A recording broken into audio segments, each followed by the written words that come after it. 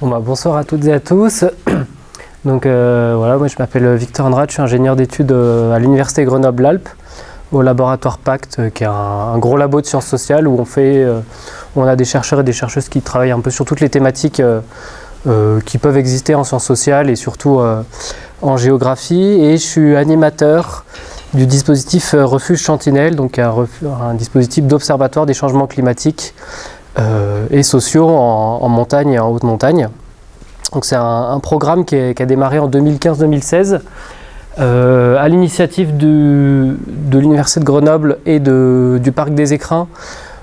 Pas tant parce que ça bouge plus dans les écrins, mais par des affinités entre des chercheurs et le directeur scientifique du Parc des Écrins. Donc le Parc des Écrins a longtemps continue à soutenir le projet, et c'est là qu'on a lancé le programme avec une petite dizaine de gardiens volontaires en 2016. Et puis depuis, le réseau s'est un peu agrandi. Et Refuge Sentinelle, c'est le dernier né d'un programme qui s'appelle Sentinelle des Alpes. C'est de là d'où vient le mot sentinelle, que j'avais jamais, qui est effectivement un sens militaire, et je l'avais jamais pensé aussi en tant que le gardien sentinelle. Sentinelle des Alpes, donc c'est un dispositif du CNRS qui regroupe plusieurs dispositifs d'observation de tous les effets du changement climatique en haute montagne, avec les lacs, la flore, les alpages, hors champ, qui est un dispositif qu'observe tous les changements sur des transects d'altitude. Par exemple, on va prendre sur un territoire de 1000 à 2000 mètres d'altitude, et puis on va observer tous les types de végétation ou de faune, et qui vont observer ce qui se passe avec les impacts du changement climatique sur la remontée ou la descente de certains êtres vivants. Et donc Refuge Sentinelle, on est venu apporter un peu de sciences sociales là-dedans, parce que c'était beaucoup de gens qui faisaient des sciences qu'on appelle dures, et nous on amène un peu d'humain, et on essaye d'observer ce que le changement climatique peut avoir comme impact sur et les touristes et les professionnels de la montagne, les gardiens et les gardiennes, les guides, les accompagnateurs, accompagnatrices, les gardes de parc, toutes les personnes qui peuvent gérer les espaces protégés. Voilà. Comme je voulais dire, on a un réseau qui se base exclusivement sur le volontariat des gardiens et des gardiennes, parce que par essence, ils n'ont pas de temps. Du tout, pour rien. Donc on essaye de pas trop arriver en leur disant tu peux faire ça s'il te plaît pour nous, ça serait super gentil. On essaye de vendre un peu le dispositif en leur montrant ce que ça peut leur apporter, et aussi pour répondre à des questions qui se posent, parce que c'est toujours des personnes qui connaissent mieux que quiconque l'endroit où ils se situent, mais qui n'ont pas forcément le temps d'analyser tous les processus qui ont lieu autour de leur refuge, que ce soit du point de vue humain, mais aussi en géomorphologie, en écologie. Donc on essaye de répondre à certaines questions. Donc tous les gardiens et gardiennes qui ont rejoint le dispositif sont bénévoles. Et aujourd'hui, on compte une petite trentaine de gardiens. Je vous ai mis la liste et une petite carte ici. Et donc pour les locaux de l'étape, on est surtout sur tous les refuges de la mer de glace, plus le refuge des Cosmiques, et on a aussi le refuge des Prés dans le nouveau refuge aux Contamines, et le refuge de Moët-Anterne qui a rejoint ça l'été dernier via un partenariat qu'on a avec le Conservatoire d'espaces naturels de Haute-Savoie et l'association Aster. Donc voilà. Et notre but, c'est donc d'observer ces effets du changement climatique en ayant un gros focus sur l'évolution des fréquentations et des pratiques et des métiers de la montagne. Tout ça en lien avec trois éléments, la météorologie, la climatologie, la géomorphologie et l'évolution des biodiversités, que ce soit faunistique ou floristique. Donc ça, il y a ces 4 pôles scientifiques qui sont plus ou moins avancés, parce qu'on dépend aussi du temps que certains et certaines chercheuses peuvent venir accorder à ce dispositif. Donc autant sur les fréquentations et la biodiversité, on a beaucoup avancé, parce qu'on a plusieurs chercheurs et chercheuses qui sont intéressés. Sur la climatologie et la géomorphologie, ça prend plus de temps, mais on essaie de développer ça progressivement. Et récemment, on a aussi créé un dispositif franco-suisse, ce qui nous a amené à aller investiguer un petit peu du côté de nos amis valaisans. Donc avec l'Université de Lausanne, sur 4 ans, on a pu financer 2 thèses, une qui va travailler sur l'évolution des métiers de gardiens et de gardiennes, et une thèse qui travaille sur le rôle des refuges dans la gouvernance des territoires de montagne et la transition politique, et quel rôle les refuges peuvent avoir dans la transition du tourisme en montagne. Hop. Et donc là, je vais vous présenter très rapidement donc, les quelques protocoles qu'on a. Les premiers sur la fréquentation, c'est comment on passe d'un cahier de réservation du gardien qui sert à savoir qui dort et qui mange quoi, et puis après à allumer le feu le lendemain, à quelque chose d'un peu structuré pour essayer de mesurer la fréquentation des refuges, mais aussi des alentours du refuge. Côté biodiversité, on essaye de mettre en place des protocoles dits de sciences participatives, c'est-à-dire à la fois récolter de l'information sur des espèces à proximité du refuge, et aussi en essayant d'avoir une dimension pédagogique, d'amener les usagers et usagères du refuge à saisir mieux l'espace dans lequel ils se situent, à aller observer des petites plantes plutôt faciles, et récolter des données qui seront utilisées pour des scientifiques. Et là, en ayant toujours la difficulté d'avoir et des données intéressantes et des données qui soient suffisamment accessibles à tout le monde pour qu'elles soient collectables. Donc on travaille principalement sur des espèces dites ordinaires, ou des myrtilles, des rhododendrons, mais qui sont surtout relativement faciles à identifier, et on essaye de ne pas trop travailler sur sur des fleurs qui sont très spécifiques ou qui pourraient être plus impactées par le changement climatique, mais sur lesquelles on aurait beaucoup plus de mal à attirer du monde. Et enfin, sur la géomorphologie, le but c'est de créer un peu un dispositif d'observation de tous les écroulements qu'il peut y avoir en montagne, tous ceux qu'on voit un peu partout, et avec un réseau d'observatoires avec les refuges, les guides, les accompagnateurs, ou même certains alpinistes amateurs, pour essayer de recenser ça, et après d'en étudier les impacts sur la fréquentation et les impacts sur les itinéraires.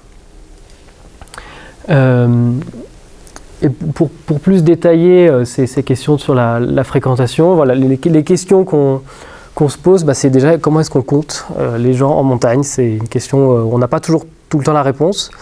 On a essayé de se dire que les refuges, c'était un endroit où les gens passent à peu près, où ils s'arrêtent, ils dorment, on a une idée. Alors il n'y a pas des refuges partout, tout le monde ne dort pas dans les refuges, et puis on n'arrive pas à noter partout, mais ça fait déjà un premier pôle.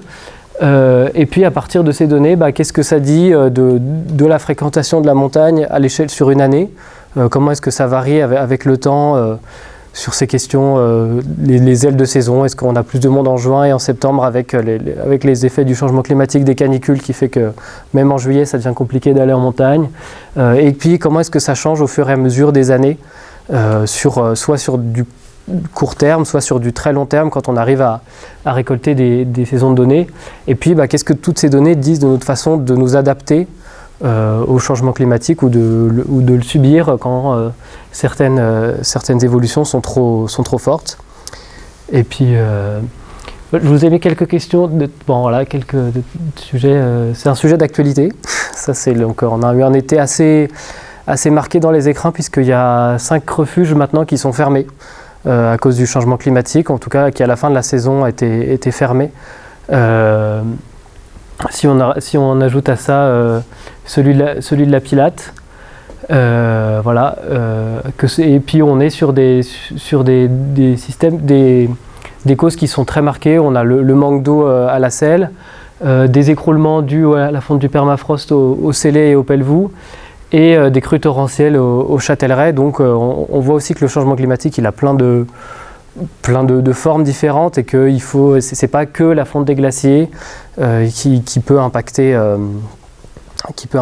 le fonctionnement des refuges. Et on a aussi les évolutions des accès. Alors là, il y a une étude qui a été faite par Jacques Mauret, qui a fait une thèse en géomorphologie, qui avait travaillé notamment sur les évolutions des accès au refuge de la mer de glace. Donc là, c'est des photos pour l'accès à l'envers des aiguilles. Et donc on voit au fur et à mesure des années où était le glacier, puis toutes les échelles qu'on a dû rajouter chaque année pour monter au refuge. Et là, on n'est qu'en 2016. Donc il faut aussi imaginer qu'en 2023, on doit être là à peu près, vu que la fonte s'est accélérée, surtout sur l'année 2022 et 2023, où on a perdu à chaque fois quasiment 15 mètres de glacier. Et là, la gardienne de l'Anvers nous disait qu'elle avait, au milieu de la saison, il fallait aussi déjà s'adapter. D'habitude, c'était d'une saison à l'autre, où on rajoutait X mètres d'échelle. Et puis là, mais c'est au milieu de la saison où il faut un jour appeler l'hélico et dire en fait, on ne peut plus monter, ça passe plus. Donc il faut rajouter des échelles. Ça dit aussi quelque chose de l'accélération de ces effets du changement climatique. Je ne voulais pas passer, moi. Avec voilà, ces accès qui deviennent de plus en plus compliqués, qui forcément transforment le rôle du refuge, parce que si plus personne n'y peut accéder, à quoi il sert? Et on travaille aussi sur ces questions de fréquence. Alors c'est un photomontage. C'est un photomontage d'une artiste, Natacha de Mailleux, qui avait pour but d'essayer d'alerter un peu sur certains lieux emblématiques. Donc là, c'est le lac Blanc, où en fait, dès qu'on voit une photo du lac Blanc, chacun essaye de prendre une photo où on va supprimer le plus de gens possible et de faire comme si on était seul au monde. Et elle a superposé en fait toutes les personnes qui sont passées sur une journée au lac Blanc pour en faire ce photomontage. Et puis on travaille sur l'apparition de nouvelles pratiques, de l'itinérance avec le développement, surtout en post-Covid, du bivouac et sur les itinérances, que ce soit sur le tour du Mont Blanc ou sur le tour des Écrins, où c'est devenu une vraie question à proximité des refuges, mais aussi pour tous les espaces protégés. Il y a tout un nouveau public qui est arrivé en montagne, qu'on a parfois du mal à saisir. On ne sait pas, est-ce que c'est la faute des réseaux sociaux qui ont amené plein de gens parce qu'il y a des TikTokers qui ont mis des photos, on ne sait pas trop. Pourquoi est-ce qu'il y a eu tout d'un coup une explosion du bivouac? Là, on est sur un site, donc il y a un refuge qui est de l'autre côté du lac, où il y avait, avant le Covid, une quinzaine de tentes par soir. En 2021, quand j'ai pris cette photo, c'est un soir où il y a dû avoir une cinquantaine de tentes, il y en a eu 70 au maximum. Cet été, il y en a eu 137. 137 pour un refuge qui a une capacité de 35 ou 40 places à côté. Et en plus, à côté de ce refuge, il y a un alpage. Et ça interroge aussi sur la question de l'interaction de toutes les pratiques qu'il y a en montagne. Il n'y a pas que du tourisme. Il y a aussi des gens qui travaillent, qui ont loué un alpage. Et donc, comment toutes ces interactions se font? On essaye de réfléchir là-dessus et puis de questionner. On a questionné les gardiens de refuge, les bergers, les bergères, pour voir comment est-ce qu'ils vivaient toutes ces interactions et comment est-ce qu'on pouvait... est-ce qu'il y avait quel rôle ils pouvaient avoir dans la sensibilisation des publics aux bonnes pratiques sur l'alpage, au refuge. Sur la fréquentation, pour présenter quelques résultats, on a essayé de retrouver des données des vieilles données de fréquentation. Alors là, ça dépend beaucoup du sérieux des CAF et des propriétaires de refuges. Donc il y a des données qui sont perdues, probablement des déménagements et puis des archives qui ont été brûlées parce qu'il n'y a plus de place. Donc on essaye de reconstituer, mais on n'a pas forcément tout. Là, je vous ai mis un exemple avec 5 refuges des Écrins où on a les données depuis 1946. Ce qui nous permet de dire déjà que le pic de la fréquentation des refuges, il est dans les fin des années 90 pour les refuges de haute montagne. C'est l'âge d'or de la fréquentation, c'était ici. Une des pistes qui explique pourquoi est-ce ça baisse brusquement, c'est la mise en place de la réservation obligatoire. On n'a plus le droit de dormir sur les tables, sous les tables, sur les bancs, partout dans le refuge. On ne peut plus avoir un refuge de 100 places où il y a 250 personnes qui dorment. Donc forcément, ça fait baisser le nombre de nuitées. Et c'était une pratique relativement courante dans les refuges à la fin des années 80. Je vois que Clémentine est d'accord. Et puis on est aussi sur des refuges, donc là le glacier Blanc et les Écrins, où on est sur des itinéraires qui sont plus ou moins affectés par le changement climatique parce que c'est à proximité d'un glacier qui font avec des itinéraires qui sont ou qui disparaissent parce que soit ils sont plus faisables, soit aussi parce qu'ils tombent parfois dans l'oubli, soit parce que c'est des pratiques qui ne sont pas forcément à la mode. Mais ça questionne aussi sur ces questions de surfréquentation de la montagne, c'est un mot qu'on entend beaucoup Ces derniers temps, en tout cas d'un point de vue des refuges, cette dynamique de surfréquentation, elle n'est pas forcément, elle n'existe pas forcément. Et ça, c'est à l'échelle de plusieurs massifs. Donc là, on voit bien l'absence de données dans beaucoup de massifs fausse beaucoup les résultats, mais en tout cas, on arrive à voir certaines tendances à partir des années 2000 où là, on a des séries à peu près correctes. Je vois plus du tout ma souris. Hop. Ce qu'on observe principalement, c'est que dans les massifs où il y a une forte pratique de la haute montagne, comme les écrins, on a globalement une baisse de fréquentation, alors qu'à l'inverse, sur les massifs peut-être plus sur les massifs de randonnée, là, comme à Vanoise, on est là pour le coup sur une augmentation assez pérenne de la fréquentation. Et ça, c'est chez vous, donc dans les refuges de la mer de glace, où là, c'est une baisse à peu près continue. J'ai pas encore les données de 2023, donc je sais pas encore quelle est la suite de cette courbe, de celle-ci, si ça va être à ce niveau-là, mais voilà, globalement, un des effets du changement climatique et puis du changement des modes de pratique de l'alpinisme, c'est ça, c'est cette baisse assez continue de la fréquentation bon, le 2020 ça compte pas, mais qui a été divisé, enfin qui a perdu à peu près 25% de la fréquentation en une vingtaine d'années. Donc ça, c'est sur des données annuelles, et on essaye aussi d'avoir des données journalières. Donc pour ça, on demande aux gardiens et gardiennes de noter tous les jours où vont les gens le lendemain. Donc on leur fait une petite fiche, ça c'est à l'envers des aiguilles, on voit pas bien les destinations, mais là il y a à peu près tous les itinéraires qu'on peut faire, ou du moins tous les grands secteurs qu'on peut faire à partir de l'envers, et puis les gardiennes et les aides-gardiennes ont noté très consciencieusement toutes les destinations. Et après, on reporte ça sur des cartes, et ça nous permet de mesurer des évolutions, soit sur le temps long quand on les a. Donc ça, c'est pour illustrer ce que je disais tout à l'heure sur le refuge des écrins. Le sommet phare du refuge, c'est le dôme de neige des écrins et la barre des écrins. Donc en 1979, on avait environ quasiment 6000 personnes qui allaient au sommet. L'année dernière, grosse canicule, c'est 700. Alors que le refuge a été en très grande partie construit pour ça. Donc il y a un impact direct, alors que d'autres sommets, qui sont un peu moins impactés pour l'instant, restent eux sur une fréquentation quasiment identique. Et après, on essaye de voir aussi des évolutions à l'intérieur de la saison. Donc là, c'est au refuge du Couvercle, qui est ici. En juillet et en août 2022, donc pareil, période de canicule avec une disparition totale plus personne ne faisait la verte en août parce que c'était devenu trop dangereux, ou inaccessible, alors que c'était un sommet qui se faisait encore, qui pouvait se faire en août, jusqu'à il n'y a pas si longtemps, et ça force aussi le refuge à changer parce qu'il n'accueille pas les mêmes types de populations. Tout le monde s'est rabattu sur les voies du moine, alors qu'on est sur une pratique différente. Et donc Christophe, le gardien, l'année dernière, il a passé tout son mois d'août à aller équiper des voies parce que en fait, sa fréquentation son refuge, le refuge a été refait, et on a diminué par 2 le nombre de places, et il est encore rarement complet.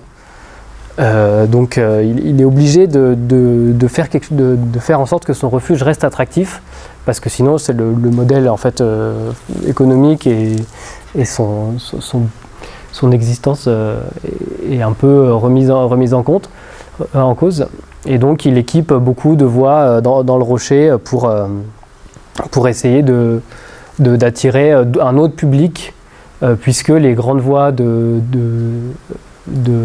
en glacier se font plus. Et ce qu'on essaye de faire aussi, c'est quand on a plusieurs refuges sur un même bassin, c'est ce qu'on voudra faire après sur la mer de glace, mais il nous manque encore quelques données, c'est d'essayer de mesurer toute la fréquentation à l'échelle d'un bassin. Là, c'est sur la Haute-Romanche, où on a 4 refuges où les gardiens et les gardiennes faisaient ce relevé de destination, où ils notaient donc les destinations des gens. Et on a réfléchi on essaie de réfléchir par logique de tronçon, où est-ce que tous les gens passaient, parce qu'il y a des itinéraires où il y a plusieurs, il y a plein de personnes qui passent au même endroit et puis après qui se séparent dans la vallée. Et donc on essaye de mesurer toute la fréquentation du bassin et d'avoir une vue globale de ce qui se fait à cet endroit.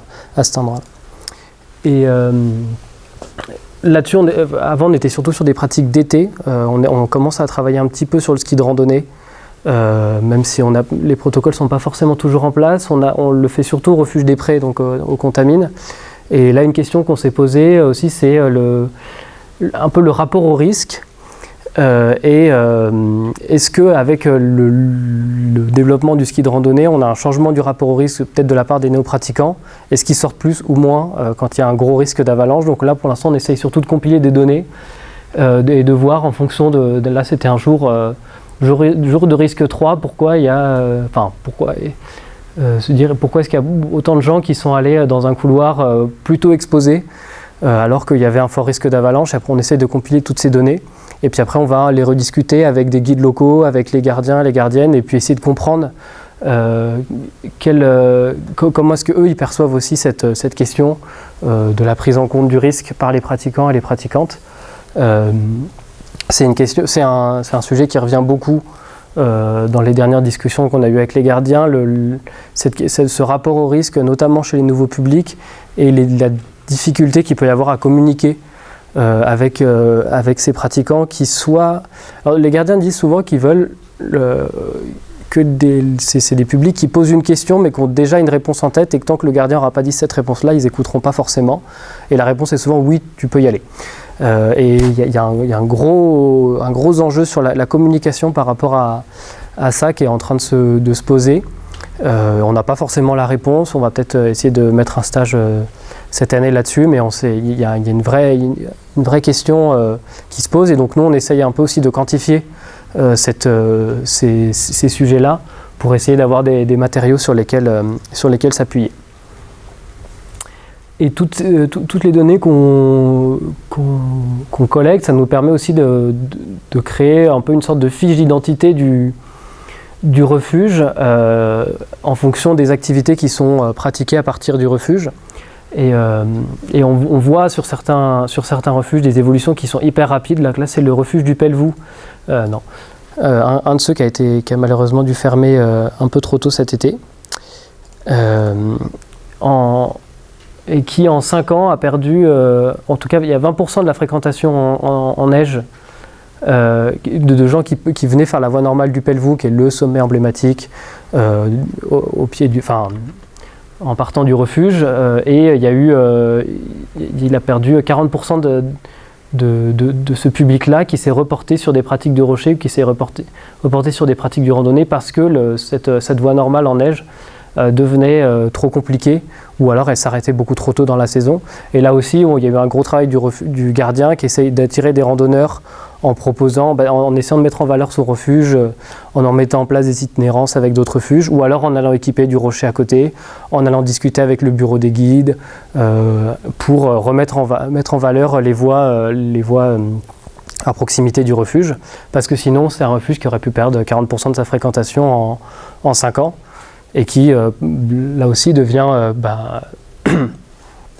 dont la viabilité économique se pose. Et puis on a des refuges qui sont monoactivités, monoactivité sur des pratiques de neige, c'est le cas du refuge des Écrins, où là c'est des refuges qui sont beaucoup plus sensibles au changement climatique, d'autant que c'est des refuges où il y a souvent une ou deux voies, un ou deux sommets qui sont pratiqués en très très grande majorité, et donc quand le sommet est plus faisable, c'est des refuges qui ont en fait pas plus d'intérêt, mais vers lesquels personne ne va, parce qu'ils considèrent que le sommet emblématique n'est plus accessible. Et ça pose aussi des questions sur les visions qu'on a sur la connaissance qu'on a de tous les sommets qu'il y a autour d'un refuge. On avait fait une étude au refuge des Écrins pour essayer de saisir ce que les usagers du refuge connaissaient du glacier, de l'endroit où ils se situaient. Souvent, la plupart des gens allaient faire le dôme. Et on voulait savoir, est-ce qu'ils connaissaient un autre sommet que le dôme dans la vallée ou pas?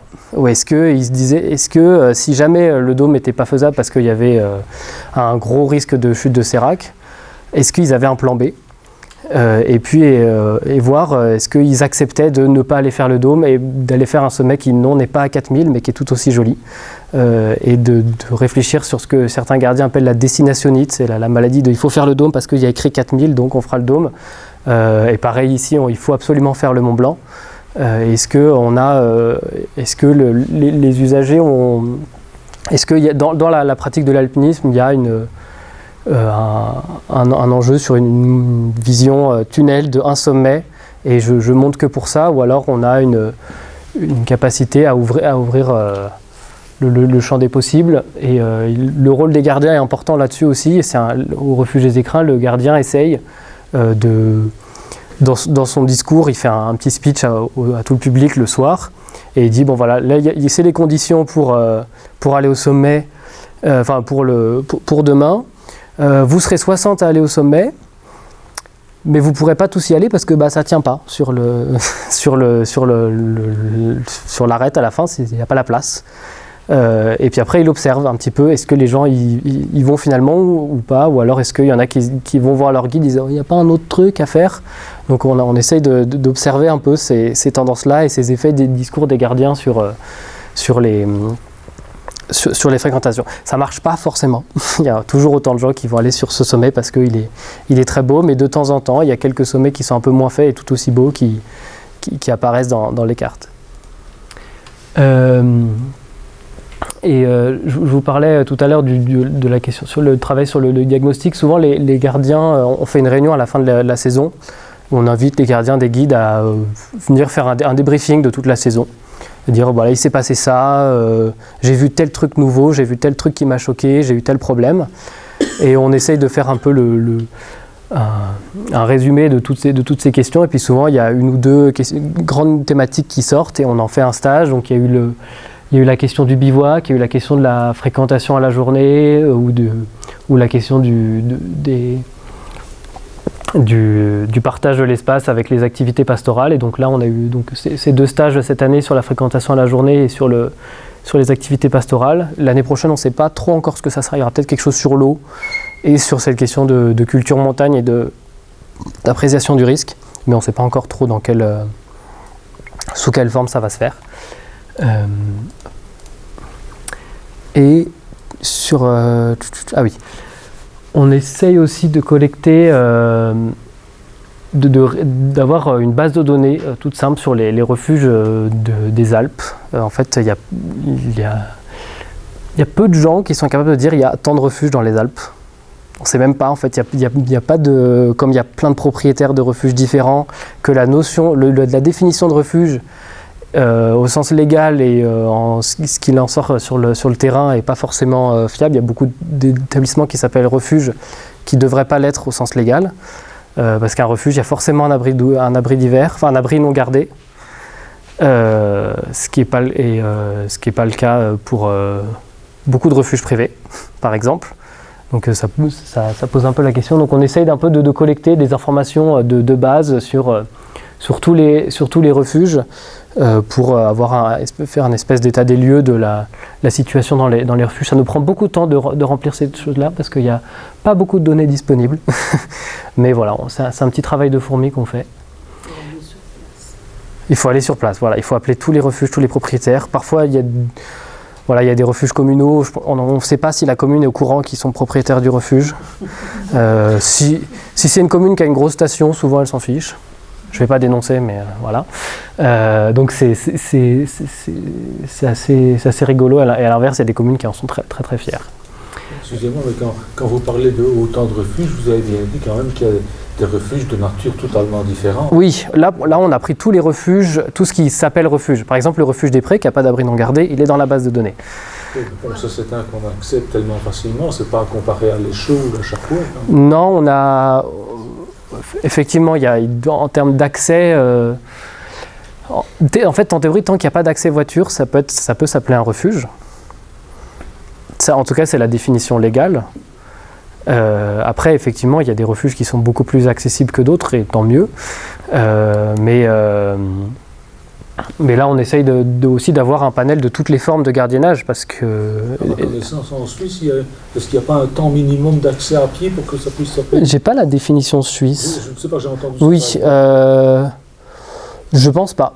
Parce que la cabane de... La cabane, bien sûr, chez eux. Oui. La cabane de Chanrion, si je dis pas de bêtises, on peut y aller quasiment en voiture. On pourrait y aller en voiture et voir... Et on peut y aller très facilement en vélo sur une piste. Donc, et ça s'appelle quand même cabane. Je crois que c'est Chanrion, mais je ne veux pas dire de bêtises. Oui, J'y suis. Faut voir Voilà. aussi, bon, c'est accessible en voiture, mais peut-être autorisé uniquement. Oui, voilà. L'approvisionnement ou les secours, je ne sais pas. Mais on a essayé de prendre une définition large, en tout cas, pour essayer d'avoir un panel et puis et répondre. Après, on essaie un peu de croiser des données et de répondre à des questions. Combien de refuges ont des douches aujourd'hui en France, parce que c'est la grande question sur la montée en confort des refuges, les douches, le Wi-Fi, où se situe on va dire, la norme des refuges, en tout cas en état. On ne dit pas que c'est une norme à atteindre, mais effective, qu'est-ce qu'il en est aujourd'hui. Et puis on essaye un peu de se pencher progressivement sur des refuges. La question de ces cabanes et de ces refuges non gardés, qui revient un petit peu à la mode, ou en tout cas dans les discours qui se posent à cause de la fermeture de certains refuges, de grosses structures qui sont déstabilisées par le permafrost. La Pilate a déjà fermé dans les écrins, dans le Valais ils ont plusieurs problèmes de refuges qui bougent et qui risquent de s'écrouler. Donc, la question de petites structures, voire parfois de structures héliportables comme on peut avoir pour des petites pour des cabanes de berger, commence à se poser. Donc on essaye de réfléchir là-dessus, et puis voilà, retrouver ces anciens petits refuges. Là c'est au col de Temple-Écrin, sous les ailes froides. On voit que dans le Mont Blanc il y a des bivouacs qui ont été rénovés récemment. Ça fait partie des autres dynamiques qui existent sur les refuges. Et puis on observe aussi d'autres formes de pratiques. Là j'ai mis 2 exemples qui n'ont absolument rien à voir. Ça c'est un guide et une dessinatrice qui proposaient un stage cette année d'alpinisme aquarelle, en disant on va faire de l'alpinisme peut-être, on va faire du dessin peut-être, en tout cas on va en montagne avec un guide qui est aussi botaniste et une dessinatrice, et on va avoir une diversité de regards sur la montagne, avoir des pratiques très différentes de la montagne sans avoir un objectif de réalisation, que ce soit du dessin ou d'aller faire un sommet, mais c'est de proposer une approche très différente de la montagne. Le stage n'a pas eu lieu parce que le refuge a fermé parce qu'il n'y avait plus d'eau. Voilà. Mais au refuge de la Selle, dans les écrins. Voilà. Mais peut-être que ça, j'espère qu'ils le feront l'année prochaine. Et puis là, c'est le Fabien Mayerhofer qui sort un film sur les 14 2000 des Bauges. Et je trouvais ça assez amusant aussi d'avoir cette approche himalayiste des Bauges et de redonner un peu de valeur à nos sommets et de repenser toutes ces questions d'expédition, ces questions de sommet. Et puis une autre réflexion qu'on a, c'est qu'on entend parler des premières. Est-ce qu'on ne va pas bientôt parler des dernières? La dernière fois qu'on a pu faire ce sommet en allant par la voie normale, nous on a fait peut-être un premier sommet sans jamais mettre les crampons. Alors que d'habitude, une voie normale où il fallait absolument passer sur du glacier, mettre les crampons. L'année dernière, on a peut-être fait la première où il n'y a plus besoin des crampons. C'est très très long et très pénible. On déconseille. Mais voilà, c'est des nouvelles premières ou alors des dernières parce que ça ne va plus du tout pouvoir se faire. Et c'est un autre rapport à la montagne. On arrête avec les gens et on parle des petites plantes. Donc je reviens sur ces questions de biodiversité qui sont portées par deux chercheurs de l'INRAE et du Parc national des Écrins, Isabelle Boulangat et Cédric Dantan, qui se posent cette question simple, quels sont les impacts du changement climatique en haute montagne? Et puis on voit la montagne, c'est l'endroit où ça se réchauffe le plus vite, où les impacts sont les plus rapides. Donc on essaye c'est un lieu extrêmement, on va dire, efficace pour observer ces effets du changement climatique sur la flore. Non. Et donc, il y a plusieurs dispositifs de sciences participatives qui sont mis en place. Il y a les petits protocoles que je vous ai montrés tout à l'heure. Il y a le programme SPOT qui a été créé par le CREA Mont-Blanc, qui est aussi un autre dispositif de sciences participatives qui est ouverte à tous ouvert à tous. Donc vous pouvez chacun, je vous laisserai aller découvrir sur le site du CREA le dispositif, mais ça permet à chacun de collecter quelques données de façon relativement facile pour collecter pour la science et puis surtout d'en apprendre un peu sur les espaces qu'on fréquente. Donc ça c'est les protocoles de biodiversité d'études de la biodiversité qu'on a mis en place avec quelques espèces facilement reconnaissables et on met des petites fiches dans les refuges et puis on invite les gardiens et gardiennes invitent les usagers à aller observer quelques données très précises et relativement simples. Et globalement ça marche assez bien dans les refuges où on l'a mis en place parce qu'il y a tous les publics, que ce soit des bivouaqueurs, des enfants ou même parfois des alpinistes qui sont arrivés un peu tôt et qui n'ont rien à faire après avoir lu 4 fois le topo, ils ne savent plus quoi faire, donc ils vont aller faire ce petit dispositif. Et on a aussi, j'ai oublié de le mettre dans la diapo, Cédric Dantan, lui, travaille sur l'écologie verticale, c'est-à-dire la flore des parois, sur et la flore d'altitude, donc toutes les espèces de fleurs qu'on peut retrouver à plus de 2500, voire plus de 3000, voire plus de 3500 mètres d'altitude, avec des espèces qui sont extrêmement résistantes et qui ont des stratégies d'adaptation au changement climatique qui sont très fortes. Et lui, il a mis en place dans des refuges des posters avec sur les voies normales toutes les espèces qu'on peut observer. Et puis pour inviter les grimpeurs, mais aussi les guides à relever un peu la tête, ou pas observer juste le prochain relais, mais un peu observer telle ou telle fleur qu'on peut observer. Il y en a un au couvercle maintenant de posters. Donc voilà, ça fait une bonne raison de monter. Et puis pour ces protocoles de biodiversité, ce qui a été mis en place par le réseau Nature Sciences Environnement, c'est des éco-volontariats. Donc c'est des gens qui vont passer passer une semaine de vacances au refuge et qui vont toute la semaine faire des protocoles, faire ces protocoles de biodiversité sur plusieurs placettes, sur plusieurs endroits, de façon volontaire. Et ça marche. L'année dernière, il y en avait eu 2 ou 3. Cette année, il y en a eu 5 ou 6. Et donc, ils ont passé une semaine au refuge de l'Alpe de Villard d'Arène à faire un mix entre protocole de biodiversité et protocole d'études de sciences sociales, d'études des fréquentations, des pratiques. Et c'est des personnes qui n'ont pas forcément du tout des profils scientifiques à la base, qu'on forme un petit peu au début, et après qui sont accueillis au refuge. Voilà, c'est des taux de vacances, des vacances apprenantes. Et sur la géomorphologie, c'est beaucoup en construction. Il y a un programme qui s'appelle Regard d'altitude qui est mis en place par des guides de la Bérarde et qui reprend les protocoles qu'avait mis en place Jacques Mouret, donc qui avait fait cette étude sur le bassin de la mer de glace, et un aspirant guide qui s'appelle Mathis Arnaud. Donc d'essayer de mettre en place un réseau d'observateurs où on essaie de recenser tous les éboulements qu'il y a eu, parce que il y a 2 choses. Il y a soit les éboulements, ceux qu'on remarque quand ça s'écroule. Sur l'arête des Cosmiques, tout le monde le sait parce qu'il y a 150 personnes qui sont passées. Et on a à peu près 12 vidéos par jour sur Instagram qui vont circuler du même écroulement. Donc ça, tout le monde le sait. Et à l'inverse, il y a les secteurs où il n'y a pas grand monde, où en fait là où il y a la majorité des écroulements. Ceux qu'on voit plus parce qu'on les voit tout le temps, au Requin ou à l'envers, il disait, mais en fait, dans le triangle du Taku, on se dit, celui-là, il était gros. Mais il y a presque plus un étonnement, en fait, tellement ça tombe.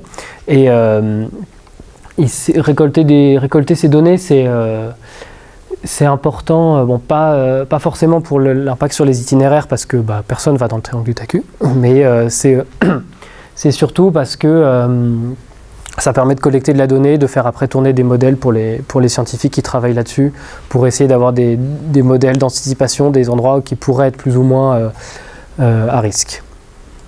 Voilà. Et donc là, j'en ai fini sur les quelques protocoles scientifiques qu'on met tout en place. Et après, on fait des choses un peu plus variées, approximatives, exploratoires. Voilà, où on essaye de mettre en place des dispositifs créatifs. On appelait ça les refuges remix, où on invite des participants avec des approches très différentes de la montagne. Des guides, des accompagnateurs, des bricoleurs, des gens qui ont plein d'approches de la montagne, à venir répondre à quelques défis qu'on leur pose, qu'on imagine sur l'avenir et du refuge et de la fréquentation, et de la montagne en général, et qui viennent 3 jours en refuge bricoler, répondre à ces questions et à fabriquer des prototypes, des prototypes créatifs pour répondre à ces défis. Donc on en a fait un premier en 2019 à l'Alpe de Villard d'Arène, et on en a refait un cette année au Couvercle. Et donc il y a 6 dispositifs prototypes qui sont toujours là-haut, normalement, s'ils n'ont pas été redescendus, et qui répondaient à plusieurs questions qu'on avait posées aux pratiquants. Et donc là on a par exemple la mise en place d'un topo alternatif qui invite à se poser la question non pas juste du topo du refuge au sommet, mais en fait de l'arrivée au refuge, de l'arrivée à Chamonix.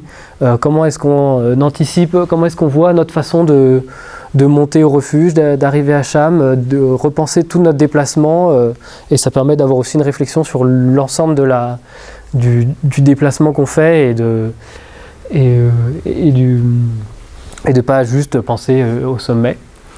La corde sensible, c'est une approche sensible de notre montée, c'est essayer de réfléchir a posteriori sur tout ce qu'on a pu remarquer, observer, sentir, ressentir au long de la montée au refuge, et puis après pendant l'ascension, et puis de le noter et d'observer après toutes les observations qui ont pu être faites par les autres usagers. Le refuge DataVis, c'est un élément de data visualisation. C'est une sorte de relevé de destination beaucoup plus joli. Et ça invite chaque pratiquant à dire voilà, aujourd'hui on est allé faire, on prend une petite ficelle, on dit je suis allé faire, j'arrive pas à lire la verte, hop, je mets une petite ficelle dans la verte, et puis j'arrive de France, de quelque part, ou de Savoie, donc je vais tirer ma ficelle jusqu'en Savoie, et puis au fur et à mesure de la saison, ça va permettre de marquer si tout le monde est allé à la verte, ou voilà, et puis se dire en fait tiens, personne n'est allé à la Pointe Isabelle cette saison, et si j'y allais, moi, c'est peut-être sympa. Et puis à la fin de la saison, on tire un trait, on fait le dessin, on verra, comme ça on verra, on note 2023, et on remet toutes les ficelles à zéro, et puis ça permet au fur et à mesure des années d'avoir un petit dessin de chaque année. Hop. On a eu les Argonautes de la mer de glace qui nous ont qu'on repensait la mer de glace comme une mer, et qu'on imaginé un récit itinérant pour remettre un peu au goût du jour le sentier de rando des balcons de la mer de glace, qui se fait de moins en moins, parce que c'est aussi de moins en moins praticable par des randonneurs lambda, on va dire, et qu'on imaginé un récit et une itinérance poétique et scientifique qui permet d'en apprendre plus sur l'histoire de l'alpinisme et l'histoire des refuges de la mer de glace, sur la botanique, et d'observer les différentes espèces qu'on peut retrouver. On peut trouver un bouleau par exemple sur le sentier maintenant, un peu avant le couvercle. C'est quand même assez haut pour ce genre d'arbre. Et donc ils ont fait cette carte, ce petit bateau qui a été construit avec la carte sur la voile, et puis un récit que je vous invite à lire, mais il faut monter encore une fois, mais qui est vraiment très chouette.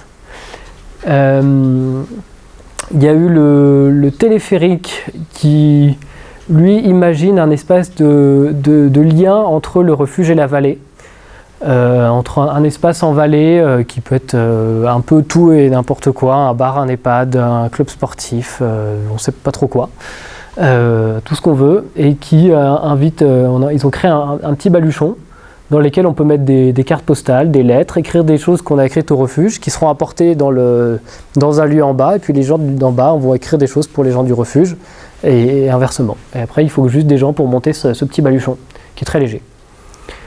Et enfin, le chocard, c'est un dispositif de mise en réseau des gardiens sur toutes les bonnes pratiques, tous les petits tips, les trouvailles, les systèmes D qu'ils ont pu inventer, le four solaire, la marmite norvégienne. En fait, moi j'ai trouvé un type qui me montre des légumes frais tous les machins. Ou voilà. Essayer de mettre en réseau tous les gardiens ou tous les gens qui peuvent avoir une approche un peu différente, un peu débrouillarde de la montagne, et puis essayer de créer un socle de connaissances entre les gardiens, parce que ça se fait pas forcément. Parmi les pratiques un peu les dispositifs un peu exploratoires qu'on a fait, on a essayé aussi de créer un dispositif de mise en commun de toutes nos façons d'observer la montagne. On a réuni donc des guides, des botanistes, des cinéastes, des chercheurs en sciences sociales, tout un tas de gens qui ont une façon très différente d'aborder la montagne. Et on est parti du parking de la Bérarde, on est monté jusqu'au pic Coolidge en s'arrêtant au refuge. Et après, on a chacun noté toutes nos observations sur un vieux topo qui est plus du tout à jour parce que le glacier n'existe plus du tout.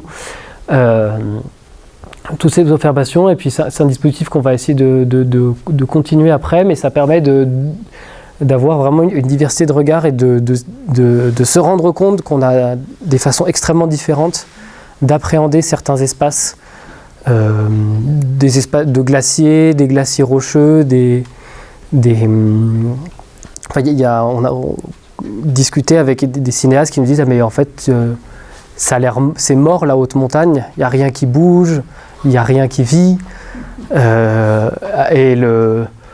et là le botaniste évidemment il s'étrangle parce qu'il y a plein de petites fleurs qu'on n'a pas vues, le géomorphologue il s'étrangle aussi, et à l'inverse eux ils n'auront pas vu telle lumière, tel jeu de lumière, telle chose, enfin on a plein de façons, et ça nous amène aussi à repenser différemment et pas penser juste le sommet c'est là, il nous reste 3 heures et après il y a l'orage et après il faut penser à ça et après on rentre et j'espère que la soupe sera bonne. Et essayer de changer un peu notre approche de la montagne et réfléchir à comment est-ce que chacun va avoir une appréhension différente. En lien avec le réseau d'observatoires qu'on essaie de créer sur les éboulements, on essaye aussi d'observer des choses un peu moins tristes, genre les petites fleurs, et de former des guides à l'observation de la biodiversité. Donc on a créé un guide sentinelle, parce qu'on n'avait pas d'idée de nom, donc on a repris quelque chose de facile. Et donc voilà, il y a une formation qu'on fait chaque année avec des guides, mais aussi des accompagnateurs sur des thématiques en biodiversité. Et puis après, on crée un réseau de façon toute simple où on invite les guides à nous partager tout ce qu'ils observent, que ce soit en termes de fréquentation, de nouvelles pratiques, et puis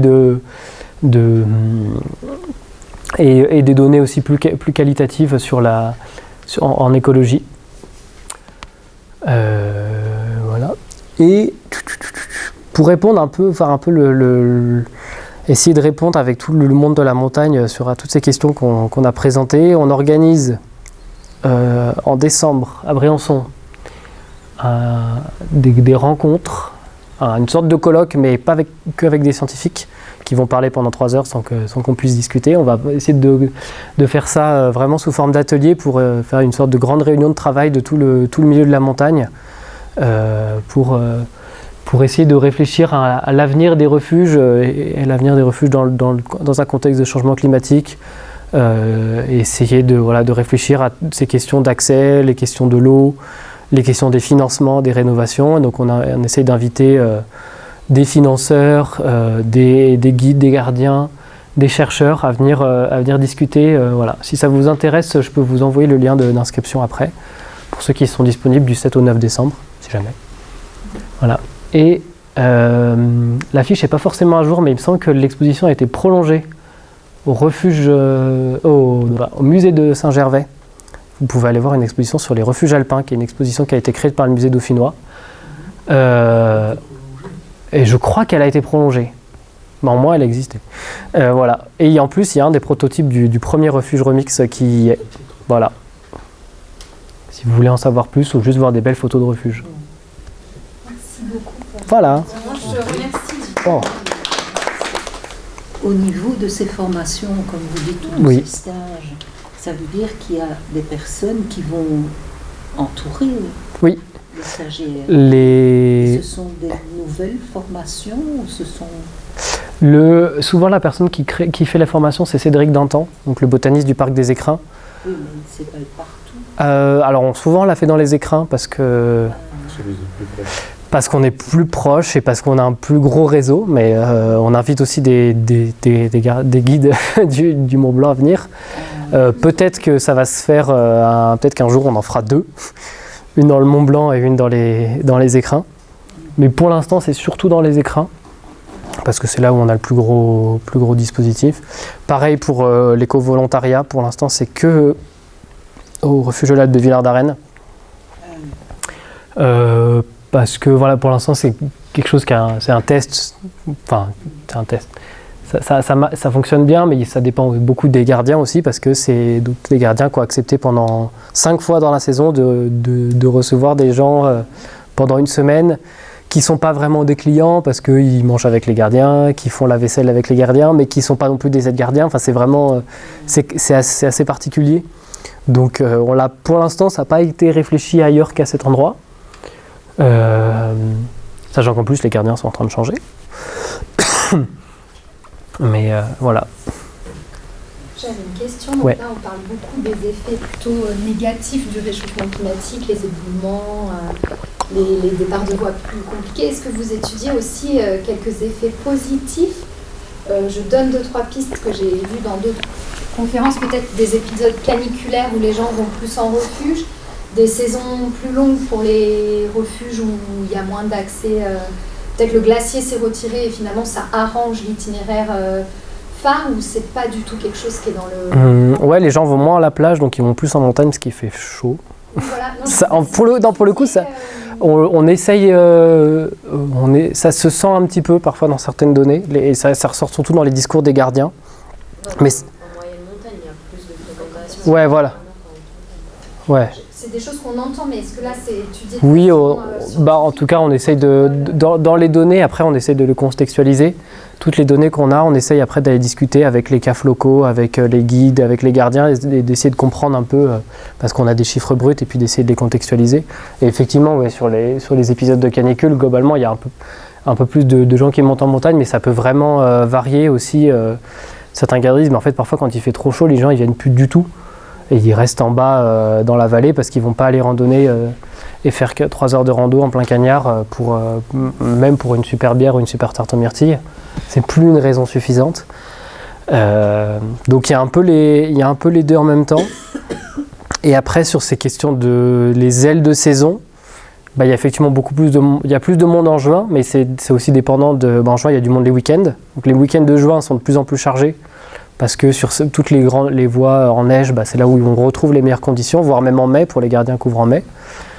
Mais les gens, ils ne sont pas en vacances, c'est la plupart du temps, donc ça reste aussi très dépendant d'un modèle qu'on a de vacances. Après, en septembre, ça dépend, là c'est très dépendant des refuges et des sommets qui peuvent être faits. Souvent sur les voies en neige, en septembre, elles se font pas plus qu'avant. Elles sont pas revenues en bonnes conditions. Par contre, pour le rocher, oui, on a des refuges qui restent fréquentés assez tard dans la saison, le week-end. Et puis on a le développement d'autres activités, les scolaires par exemple, où là, au sein du dispositif, on s'est aussi engagé dans l'association Educalp qui essaye de faire... de faciliter la montée de publics scolaires en refuge, et on essaye d'aller discuter auprès des rectorats, auprès des financeurs pour dire c'est super que les enfants aillent en refuge, ça leur fait une expérience, une première approche de la montagne qui est géniale, ça fait des gens qui iront peut-être plus tard en refuge parce qu'ils vont vouloir y retourner plus tard avec leurs parents, et puis c'est aussi un lieu, une façon de faire de la pédagogie autrement et de façon très très efficace. Donc on fait pas mal du lobbying auprès des rectorats là-dessus, parce que certains ont très peur. Et puis après, il faut aussi trouver de l'argent pour ça. Parce que nous, on a eu comme expérience, justement, du côté de Bionacé, il y avait tout un groupe d'enfants avec des adultes. Au col du tricot. Donc c'était pas très compliqué quand même. Et puis on parlait avec les enseignants en disant mais c'est formidable. Ben oui, mais malheureusement c'est la dernière année parce que au niveau des assurances, au niveau des responsabilités, voilà, on nous impose tellement de choses. Et puis avec la canicule, on peut pas, les enfants ils peuvent pas sortir entre 10h et 16h. Voilà. C'est très con, mais c'est compliqué après de monter en refuge. Il y a tellement de réglementations qui se mettent que... Voilà. Est-ce qu'il y a peut-être encore une autre question Au niveau du confort des refuges, est-ce qu'il y a réellement une demande ou bien est-ce que on pousse, je veux dire, pour attirer des gens? Oui, mais elle vient pas forcément des usagers, pas du public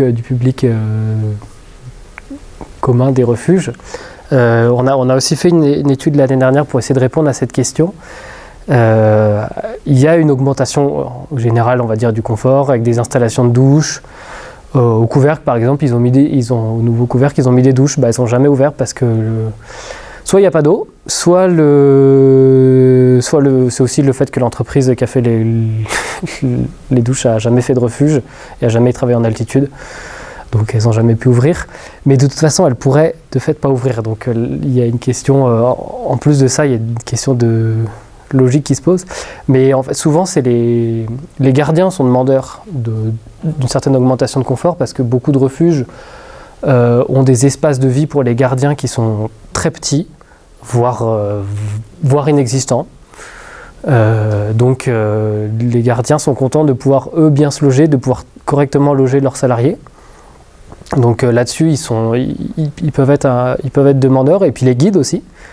Les guides, ils sont contents de pouvoir prendre une douche quand ils ont passé 4 jours en montagne, de pouvoir charger un téléphone et d'avoir du Wi-Fi ou du réseau pour pouvoir contacter les prochains clients.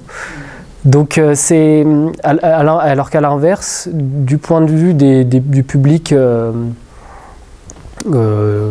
général, il n'y a pas forcément une demande qui est hyper prégnante. C'est pas, en tout cas dans les entretiens qui ont été faits, puis il y a une enquête en ligne qui a été faite, c'est pas quelque chose qui ressort de façon très forte. Et à l'inverse, il y a beaucoup de gens qui considèrent qu'il faudrait garder les refuges dans leur jus ou garder un aspect rustique. Et c'est pas forcément que des vieux cafistes qui pensent ça. Il y a aussi des jeunes alpinistes ou randonneurs qui ont une image du refuge qui doit rester relativement sobre pour aussi en faire des lieux d'éducation à la sobriété. Et à se dire oui, on peut se laver avec une demi-bouteille d'eau et s'en sortir avec pas grand-chose et qu'on n'a pas forcément besoin de... Et c'est c'est assez variable dans les publics et il n'y a pas forcément un type de public qui veut absolument... tous les jeunes ne veulent absolument pas forcément du Wi-Fi ou de quoi charger leur téléphone. La dernière personne que j'ai vu regarder une série sur son téléphone au refuge, c'était un ingénieur, il avait 60 ans. C'était à l'opposé, et il faisait la montagne depuis très longtemps. Et il voulait lui par contre avoir de quoi charger son téléphone. C'est pas forcément une nouvelle génération de pratiquants qui arrivent et qui demandent du confort. Voilà. Mais c'est très dépendant des refuges et c'est très dépendant des financeurs aussi. Il y a, dans certains secteurs, on va... S'il a une mairie, par exemple, je crois que la mairie de Serre-Chevalier est en train de construire un refuge, ils ont une certaine idée du refuge qu'ils veulent faire, et ils vont faire quelque chose d'haut de gamme. Est-ce que ça va tenir? Est-ce qu'il y aura assez d'eau et suffisamment longtemps? On ne sait pas encore. Qui est-ce qui a financé le refuge des Prés? La compagnie des guides de Saint-Gervais. Oui, c'est super le refuge, très confortable, mais c'est très cher. C'est un peu ça que je posais la question, parce qu'on est content quand on y arrive, mais est-ce qu'on a besoin de tout ça? Bon, je vais dire, c'est un peu passéiste peut-être, avoir dormi en refuge, dans l'ancien refuge de Couvercle, c'est quand même quelque chose. Entre la Charpoix et les Prés, oui, c'est sûr que il y a deux mondes. Tu vas pas de la Charpoix? Oui. Ou du couvercle, ouais. L'ancien couvercle. Oui, c'est deux. Oui, les deux s'appellent refuge et c'est vraiment pas la même chose. Et là, auprès, ils ont besoin de. Il faut qu'ils augmentent leur cuve d'assainissement des eaux usées parce c'est trop petit. Il y a trop de monde qui passe, ça marche trop bien. Aussi, c'est que des refuges, ils sont tous différents. Il n'y en a pas qui se Voilà. ressemblent. Chaque public peut trouver son refuge qui lui correspond. Et c'est bien. Enfin, moi, je pense que c'est bien qu'il n'y ait pas de refuge type, quoi. Oui, sinon on s'ennuierait. On peut espérer qu'il n'y aura pas encore une norme en plus. On sait pas. C'est pas moi qui décide. Mais oui, la question des normes en refuge, c'est quelque chose qui sera discuté aux rencontres. On va essayer aussi d'amener des gens qui créent ces normes parce qu'il y a aussi des logiques des trucs qui sont pas tenables et qui de toute façon sont pas tenus.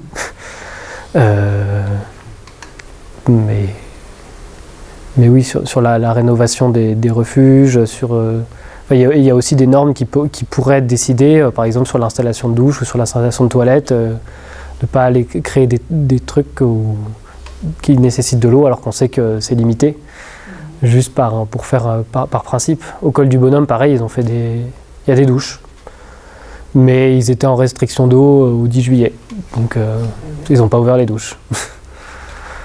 Est-ce que vous pensez qu'il y a des refuges qui pourraient être rénovés mais qui ne le sont pas de faute de ne pas aller chercher les financements? C'est quand même assez compliqué, mais il y a des grosses enveloppes au sein de la région, du département, de l'État, voire même de l'Europe, qui peuvent être débloquées. Pour ce genre de projet, je ne sais pas, mais... Pour les refuges, c'est un peu compliqué. Enfin, les enveloppes sont de plus en plus petites, globalement. Là, la FFCAM, ils ont un nombre de refuges à rénover qui est de plus en plus grand et ils ont de plus en plus de mal parce que les travaux ont aussi, le coût des travaux a augmenté aussi, avec les questions de coût de matières premières, d'inflation, de tout. Donc, ils ont un gros plan de plein de refuges à rénover, mais qui sont en train de retarder progressivement. Et puis, il y a des refuges qui n'avaient pas prévu d'être rénovés, et puis il va falloir sérieusement se poser sur la question. Le Châtellerault, il y avait des... Non, c'est un mauvais exemple. Il y avait des travaux qui étaient... Il était en travaux. Il devait être en travaux. Les architectes avaient prévu quelque chose. Mais je pense qu'il faut tout recommencer à zéro. Parce que le projet ne peut plus tenir. Il faut maintenant penser à un refuge qui peut se faire emporter par une crue torrentielle. Mais sur cette question des financements, c'est aussi l'occasion, on va essayer de réfléchir avec les régions, en tout cas avec les services de l'État, pour voir qu'est-ce qui peut être alloué, sous quelles conditions, et puis essayer de créer une démarche simplifiée, comme on dit, pour aider les financeurs, que ce soit la FFCAM, mais aussi les financeurs privés, à financer des rénovations, sachant qu'il y a une énorme différence entre les privés et les structures qui ont plusieurs refuges comme le parc de la Vanoise ou la FFCAM ou la STD. C'est vraiment, on est dans des dynamiques économiques qui sont tellement différentes que pareil, là il n'y a pas une réponse. Est-ce que vous avez une idée de l'évolution de, l'état d'esprit des gardiens de refuge, mais vis-à-vis de leur responsabilité quand ils donnent une information à quelqu'un? J'imagine qu'ils doivent être sur des... C'est très compliqué. C'est peur de dire la moindre chose, non? Alors en théorie, ils n'ont pas le droit d'interdire, de toute façon personne n'a le droit d'interdire à quelqu'un d'aller quelque part. Sur un sommet, ils ne peuvent pas dire non, tu n'iras pas. Mais de plus en plus, en tout cas, ce que des gardiens et des gardiennes disent, c'est que ça les démange parfois, et parfois ils le disent, non, il ne faut pas que tu ailles là-bas. C'est dangereux, tu vas te tuer, il faut pas y aller, vous n'êtes pas prêts, vous n'êtes pas équipés. Mais ils le disent de moins en moins parce qu'ils ne connaissent pas forcément le niveau des gens. Et c'est un discours qui est très fort aussi. Ils essayent de décourager, de réorienter. Mais parfois, il y a des gardiens qui ont dit on aimerait bien, ou ces publics pas forcément préparés, qui ont acheté des crampons sur Amazon et qui n'en ont jamais mis avant d'arriver au Cosmic, qu'il leur arrive un petit truc. Un tout petit truc juste dévissé quand ils arrivent juste avant d'arriver au refuge. Comme ça, ils débaroulent sur 50 mètres, ils se font pas mal, mais ils se font peur et ils renoncent. Et en même temps, c'est un public qui n'a pas plus d'accidents que les autres. c'est ce que le OPG, c'est ce qu'il dit, c'est que c'est le public, on peut dire néophyte, et pas forcément, c'est pas un public plus accidentogène que des alpinistes expérimentés. Donc on ne sait pas pourquoi. Mais oui, ce discours sur la sécurité, c'est un vrai enjeu, c'est quelque chose qui peut être lourd aussi. Parce que, et puis quand il y a un accident, c'est très lourd à porter. Même si c'est pas de la responsabilité du gardien, ça reste quelque chose. Voilà.